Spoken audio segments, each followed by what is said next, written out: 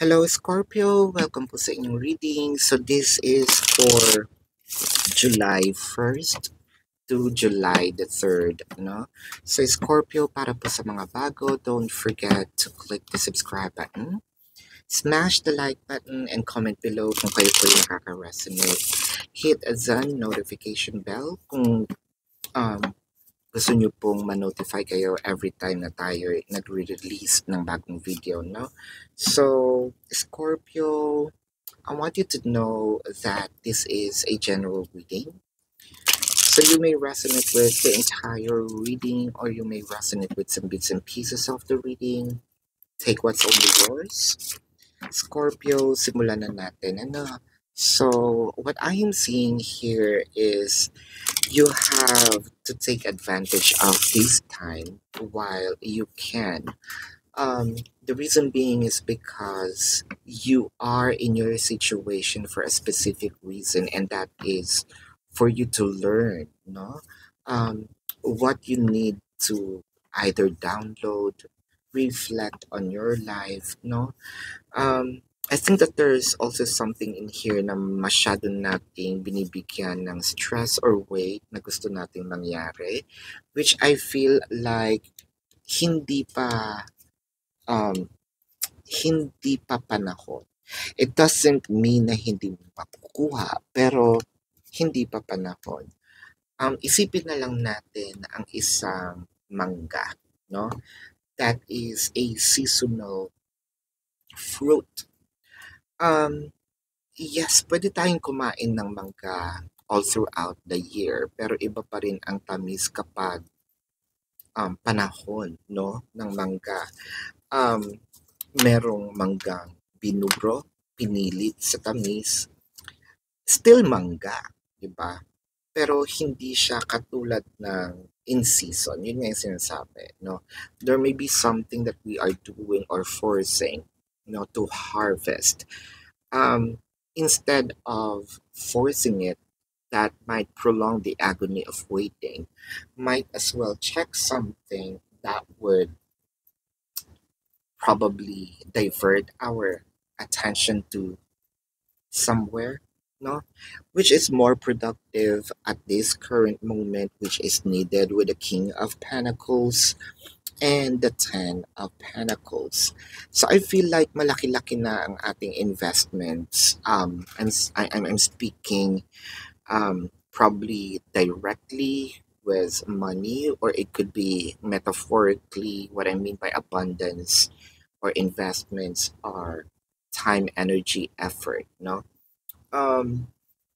whether it is a long time, um, these probably energy exhaust you. No, with the King of Pentacles, para kasing tinodo natin lahat. No, so we are expecting something in return. We are expecting that our investment will grow and prosper, no? Which is still going to happen. The divine timing is here. So this is a security, things will still happen, but not on the time frame na sinet mo, no? Um, I'm seeing the Knight of Cups and the Two of Cups.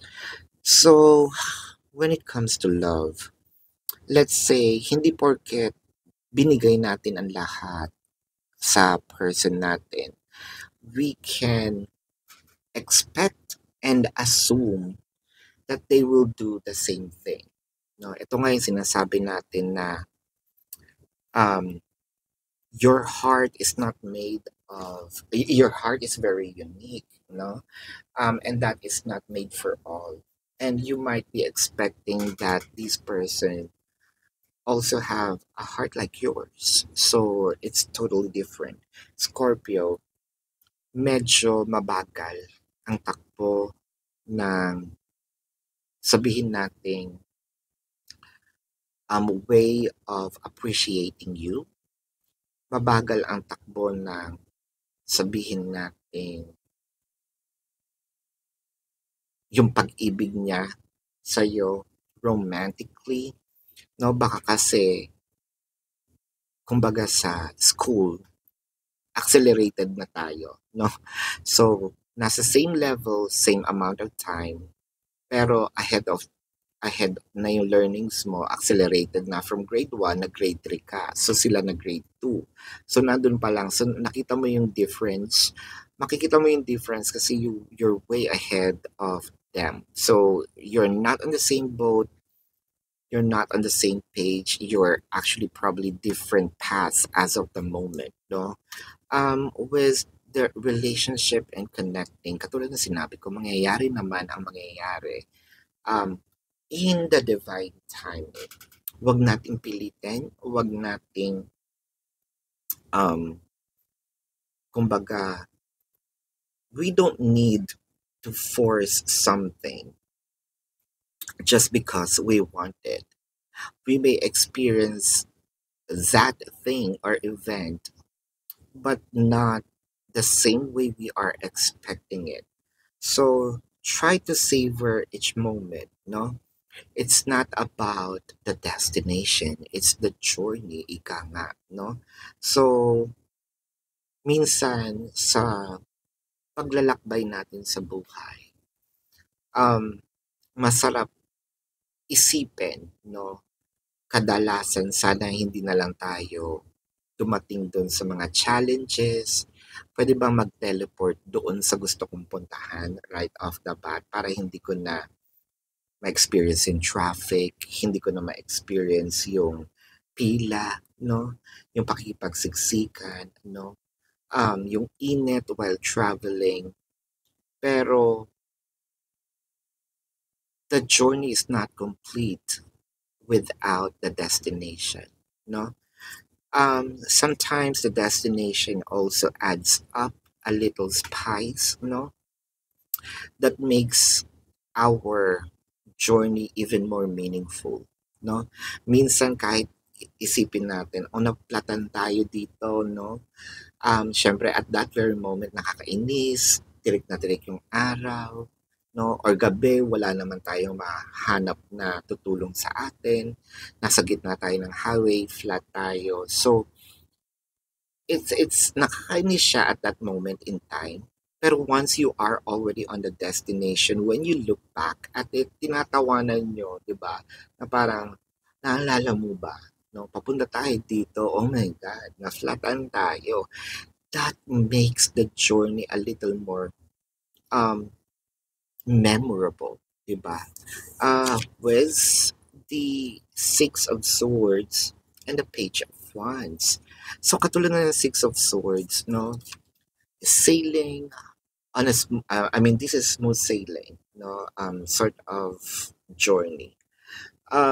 It may be dark, it may be a little wavy, pero there is an assurance that you are safe. With the Page of Wands, there might be some, sabihin natin, darkness um, on the road, on the journey, but you are going to see the light. If you are on the tunnel, you're going to see the light, no?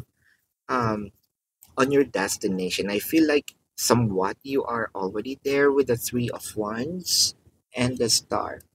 I think you are, I'm going to experience na mai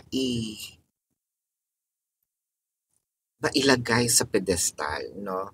Um, what I'm trying to say in here is baka yung ina-expect mong romance is more than pa kapag nagkaroon na ng enlightenment si person, no?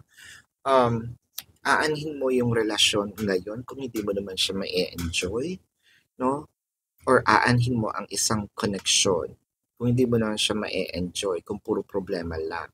Or hayaan mo munang nandito kayo sa stage na getting to know each other, date, no? Um, and I feel like it requires for a couple to have an ample time to get to know each other. And someday you'll see na si person mismo ang mag initiate ng, uy, baka pwedeng seryosohin na natin.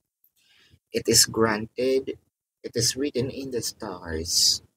So, What more can I say? It's a security, is an assurance, no? So let's check here, Scorpio, the zodiac of your person. This could be their sun sign or a placement in their chart.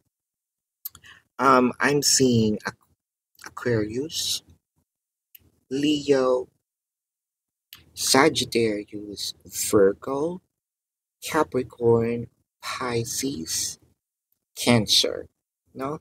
So tignan natin dito ang energy ni person, what they would love to tell you, no? It could be tinatago lang nila sa kanilang puso, no? What's the point of it all? So anong point nga naman nang nandun na tayo sa journey kung wala naman tayong maalala bakit tayo napunta dito? 'Di ba? Um, Baka isipin ko pa na kinulam mo ako, no? Ginayuma mo ako, no? Kasi bakit merong missing time na hindi siya normal sa isang relasyon na pagkatapos ng pagkikita in a relationship agad. So, kailangan din somewhat, no? Itong journey na tinatawag natin. So, this card is a message by your spirit guides, guardian angel, higher self, universe, whatever you want to call this. Count all your blessings, even the small ones. Show gratitude and appreciation for all that you have in your life and all that has yet to come into it. Your best days are still ahead of you. Isn't that a wonderful thought? So ibig nga sabihin nito, bakit natin minamadali, no? The thought of it na papunta kayo sa isang lugar, so na papunta kayo sa isang relasyon, um, isn't that a celebration already? And I think that this is also the universe or that card, that message is trying to send you a message that your manifestation is going to happen. Again, that is an assurance for you, Scorpio. So this is your reading. Para po sa mga bago, don't forget to click the subscribe button, smash the like button, comment below kung kayo po ay nakaka-resonate, or hit the notification bell para po ma-notify kayo every time na tayo nagre-release po ng bagong video. And Scorpio, kung gusto niyo po sumali sa live session, sa kabilang channel din po yan, Babaylan TV. Kung hindi niyo po maabutan yung live sessions, pwede naman po kayong magtanong dito sa comment section as long as the question is answerable by yes or no. No? Scorpio, kung feeling nyo hindi naman kayo masasatisfy sa yes or no na sagot lang, no? Sa description box po, merong link. All you have to do is to either click the link, copy the link, you're gonna be routed to my website. Check all the information there, how much per question, the QR code, mode of payment, and I also have that 4+1, so take advantage of it. I'm also having this, if you want to avail, no, the private reading or personal reading, nandun din po siya sa description box. So love and light to you. Namaste. See you po sa susunod na reading. Goodbye, Scorpio.